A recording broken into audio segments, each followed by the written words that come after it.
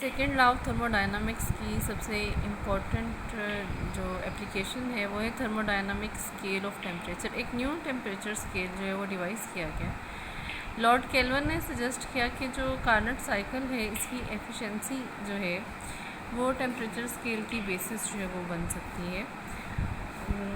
इससे पहले जो है कार्नट ने डिसाइड किया कि जो हीट इंजन है उनकी नेचर, उनकी कंस्ट्रक्शन और उनकी वर्किंग में जो चीज़ इम्पॉर्टेंट है वो सिर्फ़ और सिर्फ सोर्स और सिंक का टेम्परेचर है। वर्किंग सब्सटेंस जितनी हीट सोर्स से लेती है और उसे जो है सिंक में ट्रांसफ़र करती है और उसे वर्क में चेंज करती है, सिर्फ यही टेम्परेचर का डिफरेंस जो है ये इम्पॉर्टेंट है efficiency of the heat engine में। तो हम इसमें जो एफिशिएंसी है उसको डिफ़ाइन करते हैं। Efficiency of the heat engine is proportional to the quantity of heat transferred between two reservoir और बिटवीन सोर्स एंड सिंक। अब इसमें हम देखते हैं कि हमारे पास जो रेशो है Q2 और Q1 हीट की वो प्रोपोर्शनल है ratio of the difference of temperature T2 and T1 की। इसको हम इक्वेशन को इन्वर्ट करते हैं। इन्वर्ट करने से Q1 over Q2 is equal to T1 over T2। दोनों साइड पे दोनों इक्वेशंस को 1 में से सब्ट्रैक्ट कर दें। 1 minus Q1 over Q2 is equal to 1 minus T1 over T2। तो इसमें LCM इसका Q1 आ जाएगा, Q2 minus Q1 over Q2 और यहाँ पर T2 minus T1 over T2। अब Q2 माइनस Q1 का जो डिफरेंस है ये वर्क डन के इक्वल है और एफिशिएंसी ऑफ द इंजन में efficiency is the work done over Q2। Work done T2 minus T1 over T2। अब इसमें एफिशिएंसी इसकी मैक्सिमम कब होगी? एफिशिएंसी को मैक्सिमम होने के लिए T1 टेम्परेचर जब ज़ीरो होगा तो उसकी एफिशिएंसी जो है वो मैक्सिमम 1 होगी। अब ये हमारे पास जो है एक न्यू टेम्परेचर स्केल देता है T1 is equal to zero. ये ज़ीरो जो है ये एब्सोल्यूट ज़ीरो कहलाता है या ये केल्विन स्केल की बेसिस देता है। ये ज़ीरो केल्विन टेम्परेचर है जिस पर हम इसे इस तरह से डिफाइन करते हैं temperature at which the efficiency of the heat engine is the maximum. अब इसके अकॉर्डिंगली जब हम टेम्परेचर स्केल को केल्विन टेम्परेचर स्केल इसमें डिवाइस करते हैं और उसको हम वेरीफाई करते हैं, जैसा कि पहले kinetic molecular theory of gases है, तो दोनों के अकॉर्डिंगली जो टेम्परेचर स्केल है वो सेम आता है। तो इस तरह से सेकेंड लॉ ऑफ थर्मोडायनामिक्स एक न्यू टेम्परेचर स्केल की बेसिस जो है वो हमें प्रोवाइड करती है, जो कि ये केल्विन स्केल। इसी के साथ सेकेंड लॉ ऑफ थर्मोडायनामिक्स से हमारे पास एक नया स्टेट फंक्शन इंट्रॉपी जो है वो आता है।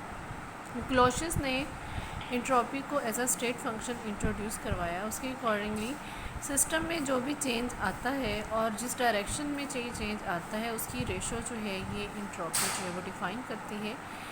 कैपिटल S इसका सिंबल है। चूँकि ये स्टेट फंक्शन है तो इसमें चेंज इन एंट्रोपी जो है वो इम्पॉर्टेंट है as compare to its whole quantity. तो इसे हम रिप्रेजेंट करते हैं DS, change in entropy is change in heat to the temperature at which the it means it is the amount of heat transferred at the temperature at which the transfer of heat takes place. हम इसमें efficiency की equation लेते हैं Q2 minus Q1 divided by Q2 is equal to T2 minus T1 over T2। इसमें simplify से करते हैं 1 minus Q1 और Q2 1 minus T1 over T2। तो इसमें से अगर हम 1 दोनों साइड पे कैंसिल अगर कर दें तो रीअरेंज करें, T1 को इधर ले आएँ और Q2 को इधर ले जाएँ, तो Q1 ओवर T1 की जो रेशो है that is equal to Q2 over T2। Means के इनिशियल जो हीट और टेम्परेचर की रेशो है वो फाइनल हीट और इसकी टेम्परेचर की रेशो के इक्वल है। तो इसे हम Q2/T2 को अगर दूसरी साइड पर ले जाएं तो इसके साथ माइनस का साइन आ जाएगा, तो Q1/T1 plus minus Q2/T2 is equal to 0 and sum of Q/T is equal to 0। अब इसमें हमारे पास Q2 के साथ माइनस का साइन है, तो ये हमारे पास समझो ये रिड्यूस्ड हीट कहलाता है। तो summation of the reduced heat to the temperature is equal to 0। अगर हम एक साइक्लिक प्रोसेस लें, साइक्लिक प्रोसेस में चेंज जो है ए पाथ है जिसमें 1 से 2 तक चेंज आता है, और बी पाथ है जिसमें 1 से 2 तक जो है चेंज आता है, या इसका रिवर्सिबल पाथ अगर हम करें साइक्लिक प्रोसेस के लिए तो 1 2 1 ये इसका टोटल जो है प्रोसेस है थ्रू ए एंड बी।